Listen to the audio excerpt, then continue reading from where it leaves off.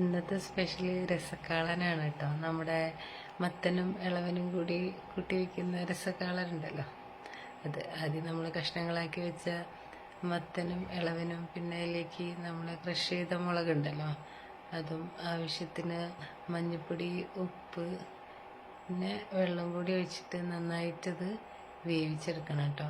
അതൊന്ന് നന്നായിട്ട് വെന്ത് വരുമ്പോഴേക്കും നമ്മുടെ ഉലുവ ഉണ്ടല്ലോ, ആ ഉലുവേൻ്റെ പൊടിയും പിന്നെ കുറച്ച് കുരുമുളക് പൊടിയും നല്ല ജീരകത്തിൻ്റെ പൊടിയും കൂടി ഇട്ട് കൊടുക്കുക. ഇതിൽ നമ്മൾ പുളിയും തൈരും ഇട്ടിട്ടാണ് കേട്ടോ വയ്ക്കുക. അപ്പോൾ ആദ്യം നമുക്ക് പുളിവെള്ളം കുറച്ച് ഒഴിച്ച് കൊടുക്കുക. ആ പുളിവെള്ളം കൂടി ഒഴിച്ചിട്ട് അതെല്ലാം കൂടെ ഒന്ന് തിളക്കട്ടെ. അതൊന്ന് തിളച്ച് വരുമ്പോഴേക്കും നമുക്ക് അതിലേക്ക് വേണ്ട അരപ്പ് തയ്യാറാക്കണം.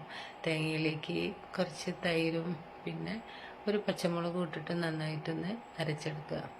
ഈ അരപ്പും കൂടി അതിലേക്ക് ഒഴിച്ച് പിന്നെ നമ്മുടെ ശർക്കര അതിലിടണം കേട്ടോ. ശർക്കര എൻ്റെ കയ്യിലിപ്പോൾ ശർക്കര പാനി ആയതുകൊണ്ട് ഞാൻ ആ ശർക്കര പാനി കൂടി അതിലേക്ക് ഒഴിച്ച് കൊടുത്തിട്ടുണ്ട്.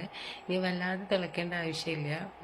ഇനി നമുക്ക് തീ ഓഫ് ചെയ്യാൻ ഇതിലേക്ക് വറവ് എണ്ണയിലാണ് വറവിടേണ്ടത് കേട്ടോ. കടുകും വറ്റൽമുളകും കറിവേപ്പിലയും ഇട്ടിട്ടുണ്ടെങ്കിൽ വറവ് റെഡി. ആ വറവും കൂടി അതിലേക്ക് ഒഴിച്ച് നമ്മുടെ രസക്കാള റെഡി ആയിട്ടുണ്ട്. ഇനി ഇത് ചട്ടി കിടന്നിട്ട് നന്നായിട്ട് കുറുകി വരും കേട്ടോ.